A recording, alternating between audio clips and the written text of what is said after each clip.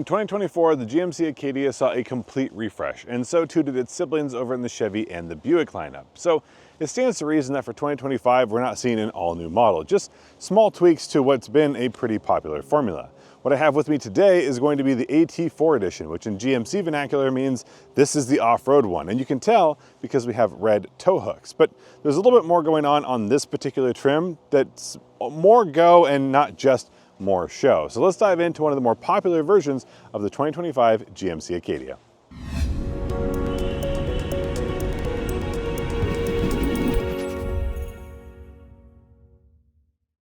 For the exterior, this got bigger, bolder, and stronger last year, and to me it's closer to its bigger sibling over in the GMC Yukon, but none of that's a bad thing because I think this is an incredibly attractive front-end design, and the biggest differentiator between the different trims is going to happen mostly within this grille. We're going to be on the more aggressive side here on the AT4, so we have a darker grille theme with sort of these gunmetal accent pieces and more of, I guess, geometric layout. But if you look at something like the Elevation, it's going to be a little bit simpler, and moving up to the Denali, you get definitely a little bit showier. You're not going to miss it going down the road, but you're also not going to miss these DRLs, which are going to be standard across the model lineup. And as you can see, they're going to swap between your standard DRL and your turn signals. So again, big and bold, basically across the entire front end. I'd probably lean towards this AT4 version. I like things to be a little bit more blacked out, but you can also do that in some of the lower end trims with different package options. But there's no mistaking that this is the AT4 because not only do we have our little AT4 badge right here, we also have these big red tow hooks. I'll try and avoid simply just calling this boxy, but when it comes to a lighter duty three-row SUV, she's a bit on the thick side, but not in a bad way. At about 204 inches long and about 72 inches tall, for this trim, it really means that we're getting the most of the overall footprint. And you're really gonna feel that extra space when it comes to things like the headroom in the second and the third row, because as you can see, there's just a lot of cabin space here. It also means you get a little bit more room in the cargo area, and maybe for folks with really big dogs, that means that you can get them in here a little bit easier. But the reason we're at 72 inches tall, that is gonna be the tallest of these available trims, is because we're also getting the most ground clearance in the Acadia lineup. 6.7 is standard, 7.3 for your Denali, but on the AT4, the off-road edition, we're at 7.7 inches of ground clearance. But that's happening mostly from a revised suspension. We're not looking at an all-new or something like an air suspension to go ahead and get some extra lift. But you do also know we're in the off-road trim because as you can see, we do have these corner lights, these marker lights that you're not gonna find in any of those other trims, and that's gonna be here on this matte-ish black plastic. So again, very much leaning into the off-road theme, but I think it does it pretty well. As you can see, we've got quite a bit of a gap there between the wheel arch and the tire, and that means we're not only getting more ground clearance, but also a little more suspension travel. So things will be a little bit easier when you find yourself in a tough spot. But you'll also want some different wheels and tires. So 18-inch wheel is what you're gonna be able to get on the AT4. There are gonna be two different varieties of that, but 18 is the size. They are going to come equipped with a Wrangler Territory all-terrain tire, which is not going to be the most aggressive, but definitely a little bit more capable than a standard street tire. And it's also not going to be too aggressive that you feel a whole lot of that when it comes to your on-road driving performance. As strong as our lighting is up front, things are more subdued when it comes to the back, but that's actually probably the entire back end, not just the lighting. We do have LED lights throughout, but as you can see over there, it's red turn signals, not amber, and I know some people have a very strong preference. I think the red blends in with the GMC, but I understand the argument is for safety. The rest of the design is pretty minimalistic, not a whole lot going on. We have some creases to help create a little bit more shape, but if you look around, you'll see things like your parking sensors built into that plastic bumper. And up here, not only do we obviously have a rear wiper, but we also have a camera. That's gonna be for your rear view mirror, and it's also gonna be part of the surround view because there are quite a few cameras available on the Acadia.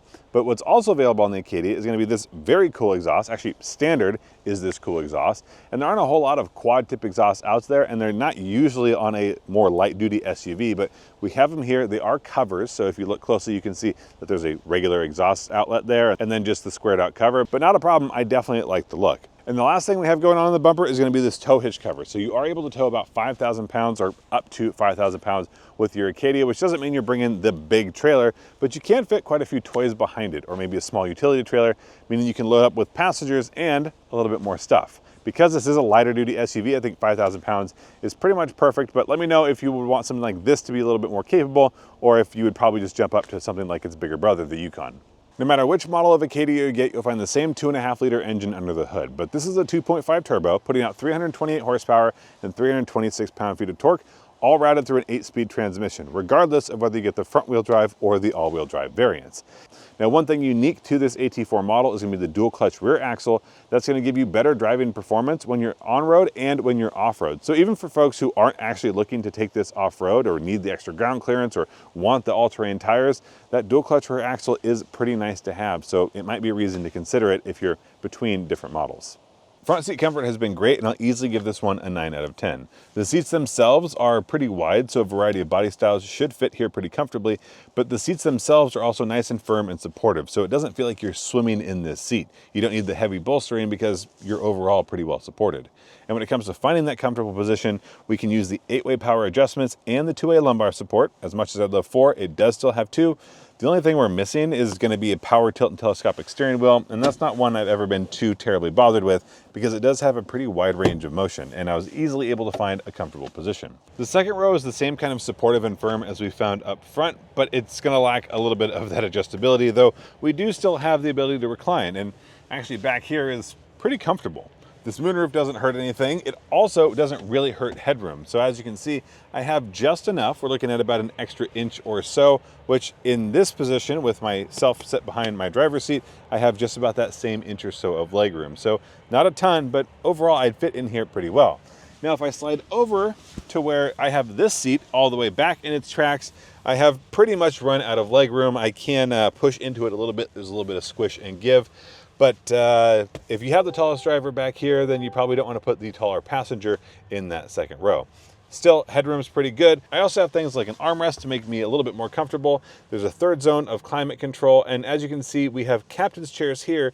This is the 7-seat configuration. It is 3 back there, though that would be a little bit tight. If you want 8 seats, you can get that in the elevation trim, but that's the only way to do so. Room in the third row is here, but obviously a little bit more limited, although getting back is pretty easy. With the captain seat arrangement, you can go right through the middle, or you can tilt and slide that seat all as one piece. So if you have a car seat, you can leave that in place. And it does leave a pretty decent opening to get to the rear. But if I put this seat back, what it does is run out of legroom pretty quickly. Now I am in this seat, so I'm squished in the seat, but maybe not wedged. So I could actually fit here for a short period of time relatively comfortably. It just means I'm pushing into the back of this person, but I do still have headroom. Now, that's if I sit in what is immediately my natural seating position. If I sit all the way back, that's when I run out of headroom. But I'm actually going to count this as I fit because generally speaking, this is how I'd want to sit back here. And hopefully you're not putting me back here for too long, and you're not putting me back here with 2 other people because we can fit a third person here in the middle. And even though this is relatively wide,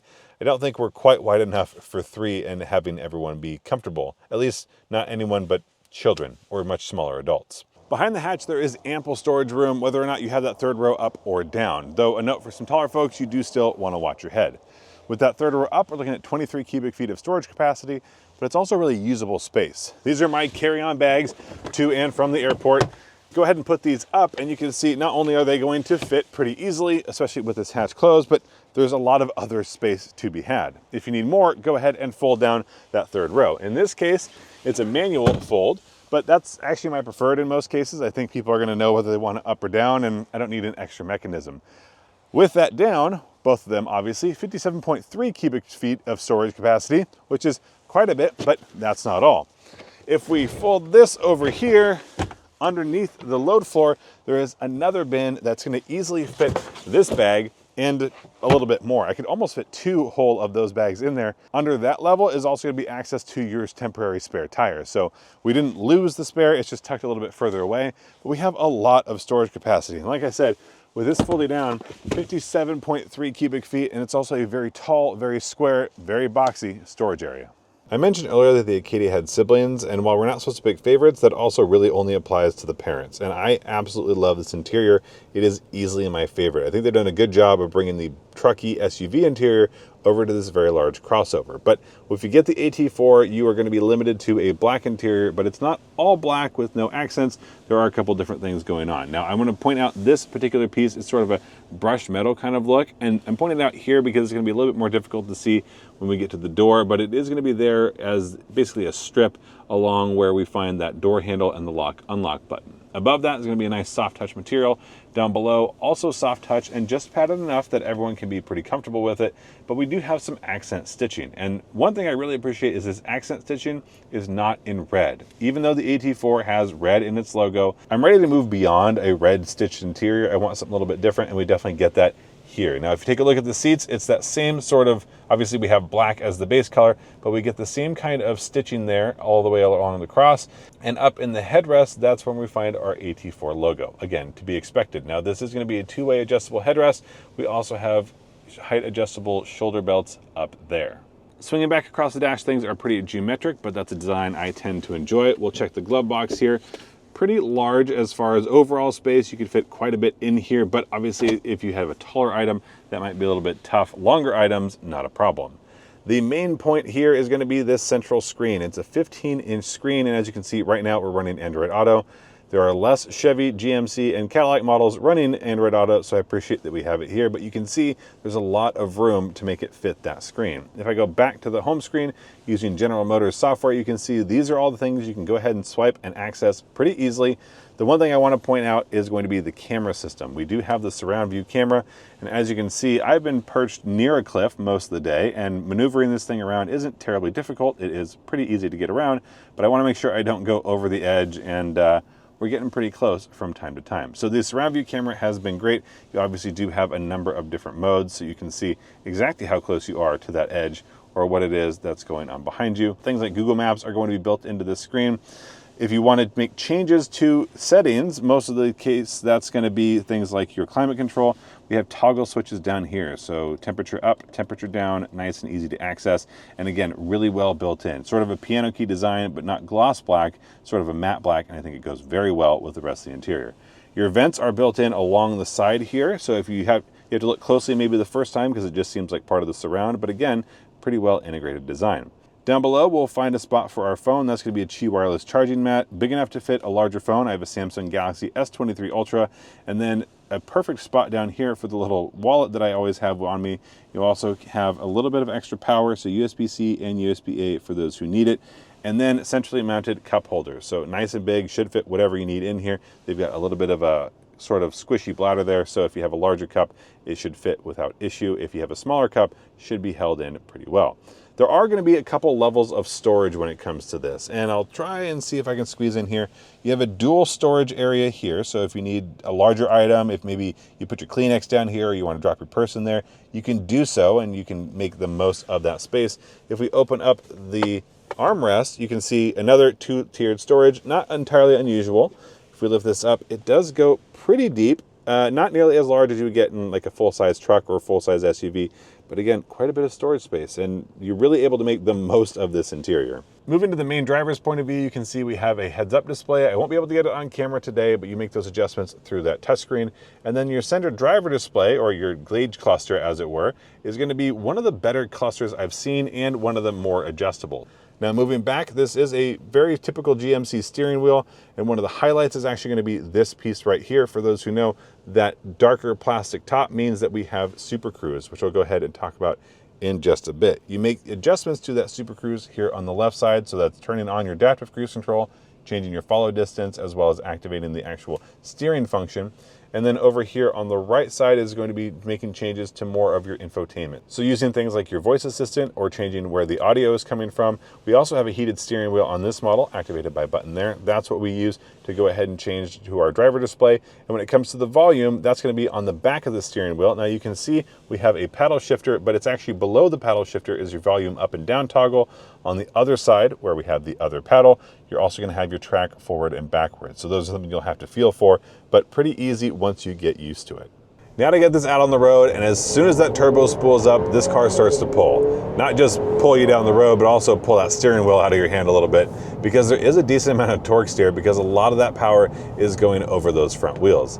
0 to 60 was 8.3 seconds for me, pretty consistently, and a lot of that has to do with the fact that we have over 300 horsepower and under 5,000 pounds, because this is not a full-size heavy-duty SUV, and honestly, I really appreciate that. And it also lends itself to the stopping distance, 121.4 feet. I mentioned the 0.4 because I got it multiple times, but about 121 feet means this is right where it should be. And I think you could do a little bit better if you had a different tire, because this is the all-terrain tire, not heavy-duty off-road by any stretch, but it's not designed to have the best on-road grip, and it still manages pretty well. If I was going to make a change on the road, tires might be one of them, because one of the reasons to get the AT4 is that clever rear axle, and it does feel great when you get yourself in the corners. But the tires aren't ideal for corner carving, but neither is the suspension, because it's meant to be off-road. It's got a higher center of gravity, it's got more movement in that suspension, and you can definitely feel that when you start pushing this a little bit harder.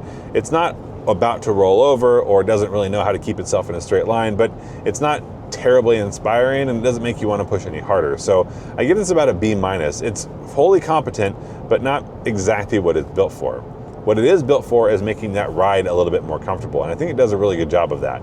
But I will say it's a little bit tighter as far as the suspension goes than I would have expected. There are some off-road models that feel very loose, very floaty. They absorb everything without transferring much of that into the cabin. And in this case, there was a decent amount of cabin transfer, but in no way was that uncomfortable. So potholes, larger imperfections, a little bit of off-roading where you hit a big rock and things start moving around a little bit, not at high speed, but this is going to do a pretty good job of absorbing all of those. But it's also going to make things like your daily drive pretty comfortable, a longer road trip, not too difficult, and definitely not fatiguing, especially with the way these seats are laid out. And I'm not sure if I mentioned it earlier, but if you are doing some of that off-roading, the AT4 is going to be a little bit heavier, but it's because it has some of that different equipment. I mentioned that rear axle, the dual clutch unit, that is going to feel great when you're out on the road or when you're out on the trail, but it adds a little bit of weight. So too do things like those recovery hooks, but also some of the protection that you get under this vehicle, which you get exclusively in the AT4 and not the other models. And that's probably one of the reasons you were looking at this, is because you do want to go farther off the beaten path, you do want to make the most of it, but obviously you want to be able to drive home even if you do end up hitting something. I think one of the few downsides of this particular layout has actually been the noise isolation. And you could hear some of that engine a little bit earlier, and you actually hear a fair amount of engine if you start winding things up. Regular driving with low RPMs, everything is nice and quiet. But once that engine starts screaming, you do end up hearing it a little bit more. Good news, there are way worse sounding 4-cylinder engines, but I was surprised by how much of that was actually getting into the cabin. The other thing you're going to get a lot of is going to be some wind noise. And I don't mean excessive wind noise. I just mean that you can tell how tall and boxy this vehicle is and feels like it's pushing through the wind, because there's a fair amount of it that makes its way to you. And the tires aren't helping anything either. They're obviously not the most aggressive, knobby, off-road oriented, but if they were a little bit smoother, they'd also probably be a little bit quieter. I can tell you this is pretty good. There are just going to be better options. And if you move to a full-size SUV, there's definitely going to be more noise isolation, especially on a body-on-frame unit. But balancing act, I think this has done a pretty good job. Now, one of the things I've been most impressed with the Acadia has actually been this powertrain. And not just because it's fun to drive and fairly lively, and also it fits really nicely under that hood, giving you more space in here. It's also performed better in my daily driving than the EPA has rated it for. And admittedly, I am not the heaviest footed driver, not at all, but I've been getting over 24 miles per gallon when I'm out on the highway, and since it's rated for 24, anything above is absolutely a win.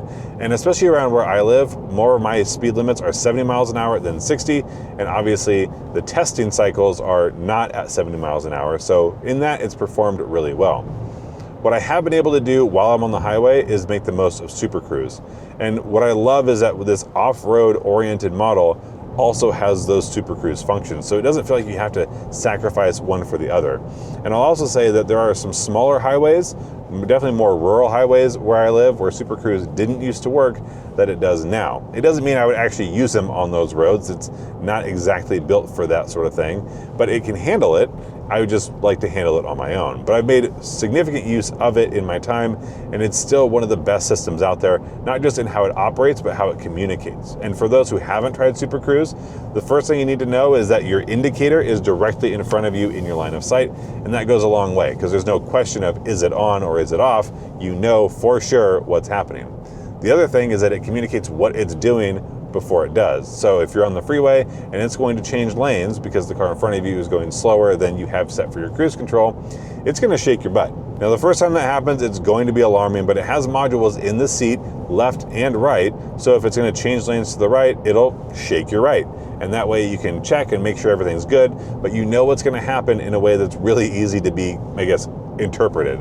I think that's going to go a long way because you don't need to get the most expensive model, which means it's going to end up in more hands, and honestly that just ends up making the system better for everyone. So that would 100% be one of the first things that I check on my list if I was ordering an Acadia today. The Acadia sits in a very competitive market. There are a lot of people out there shopping for three-row vehicles, and it even has two of its own siblings to go ahead and compete against. Something like the Buick Enclave and the Chevy Traverse are all based on the same platforms, using a lot of the same components, so even there it's got competition amongst itself. But it's not just the other cars in this segment, things like the Grand Highlander or a Honda Pilot, but also some outliers, because now people are looking towards something like an Acadia versus a Yukon or Yukon Denali, and they're also looking that direction versus something like a minivan. We talked about this on our podcast just the other day. If you haven't listened to the episode, I'll go ahead and try and link that below. But basically, these vehicles, these three-row crossovers, seem to be replacing the minivan, and that's why we see so many of them in the market. As we have them listed here, these don't include things like plug-in hybrid or hybrid variants, because those are obviously a little bit more expensive. And truthfully, one of the downsides for the Acadia and its siblings is that it only has one engine option. And that means that this is very expensive without a whole lot of other room. You could go get some hybrid versions of these other vehicles, or plug-in hybrid versions potentially, and still pay less than the Acadia. So why is it the Acadia you're looking at?